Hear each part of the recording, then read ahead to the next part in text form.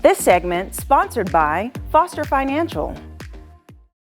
Money Monday is here, and today we'll be discussing financial topics that impact women, and we'll give you the tools for financial success. Joining me today is the Vice President of Foster Financial, Caleb Doane. Hi. Hi. How are you? I'm doing well. How are you doing? Good. Okay, so Money Monday. Yes. It's exciting because we can really dive into a very interesting topic, which is Social Security. So we started talking about this before, and I know that it's such a topic of intrigue, if you will. Do you get a lot of questions about Social Security? Oh, absolutely. Yeah. And the thing is, the laws around Social Security change like pretty frequently. Right. And so even if something is correct today, that could change tomorrow. And so the answers are always changing. Yes. Okay, so let's dive in deeper and talk about how when someone actually starts to receive their Social Security benefits, is it taxable? Like, can they actually fully receive their full amount, or do they have to give some of it back? Yeah, that's a great question. So it was originally designed to be tax-free because the money that's going into the Social Security system, you're already paying taxes on that money when it goes in. So it was designed to obviously come out completely tax-free to you. Of course, we know the government is probably pretty poor at budgeting, and so I think it was in the 80s, you know, there were budget deficits, they were figuring out how to raise additional tax revenue, and it was eventually decided that a portion of your Social Security would be taxable if your total combined income between you and your spouse is over a certain threshold.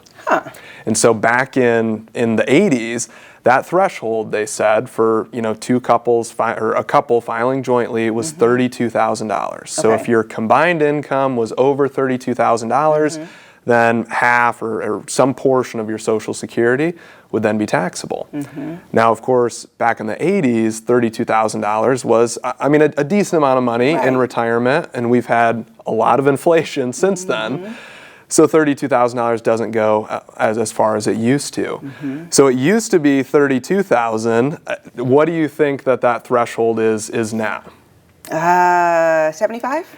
You would think. Right. The crazy thing is they haven't raised it from $32,000. Oh, wow. So almost every other thing in the tax code goes up with inflation. They kept that at $32,000. So now almost everybody has at least a portion of their Social Security as taxable, because a lot of people in retirement need more than $32,000 to live off of. And so they're taking withdrawals from their IRA, they have a pension, and it's pretty quick that you get over that $32,000 mark, and then a portion of your Social Security is now taxable. That was a curveball. I was like, surely it's going up. It certainly should be $75,000, yeah. Interesting. Okay, so as people, I think one of the big questions is, we're contributing in a way to Social Security right now, just being a working class individuals. Will it run out? Do people think that it's still going to be there when it's time for them to receive it, or are we just giving our money away for no reason? Yeah, that's a question I get, especially from younger people too. They're like, hey, I'm not going to turn 62 for 30 years or whatever it might be, so is it actually going to be there? It seems like both sides of the political aisle don't want to touch entitlement programs typically. That's something that they don't want to touch, and therefore issues aren't being addressed, and therefore the sort of deadline to make adjustments is kind of fast approaching. So they're probably not going to deal with it until they absolutely have to deal with it. I would say in all likelihood Social Security is still going to be around.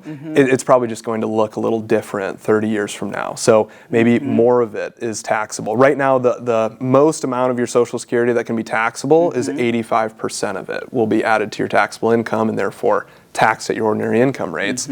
I could see them raising that.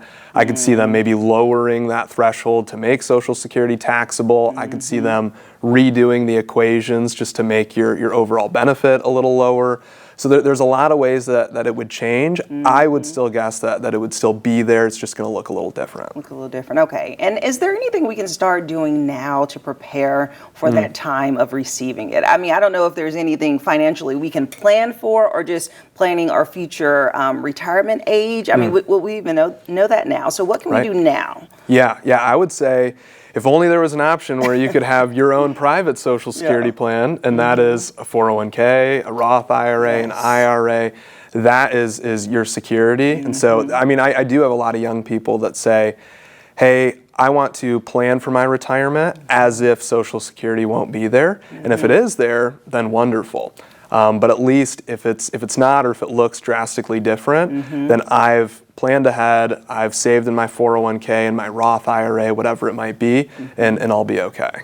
Okay. Yeah. Okay. And what is like a big question of confusion that you get a lot? Because I'm sure you get asked all types of questions regarding this topic. Is there anything that really stands out that's best to clarify? Yeah, and I guess even today, because I know on Money Mondays we try to focus on women's wealth specifically.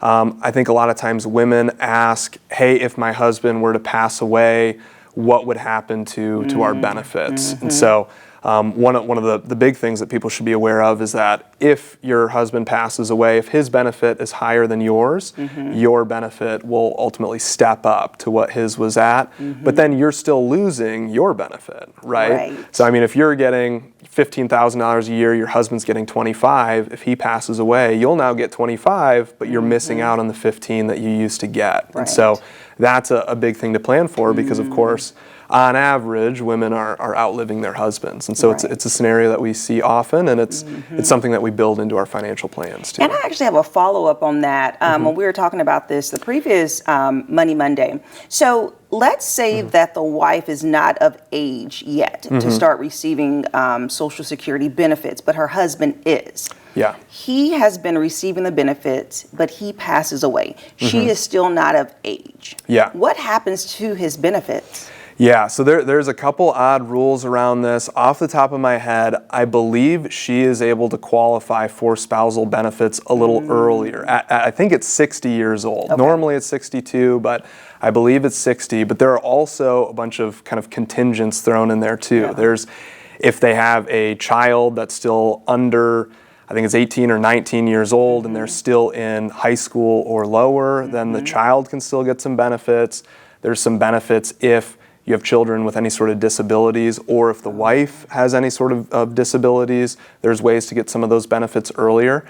So there's so many kind of contingent scenarios, but off the top of my head, I think usually it is 60 that you're able to qualify for some of those spousal benefits. And then when you hit full retirement age, or even 62, you're able to switch over to your personal benefits if they are higher than what the husband's benefits were that you were getting. And I think even at 60, if you were to start collecting, it's a reduced benefit too. So there's a lot of kind of contingent scenarios there.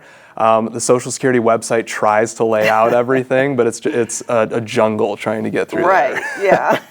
I can only imagine. Okay, well, this is good. Good to know. And of course, as always, it's important for us to have financial advisors to be able to kind of break down our personal scenarios. Yeah. So thank you so much, Caleb. We Thank you. Appreciate it.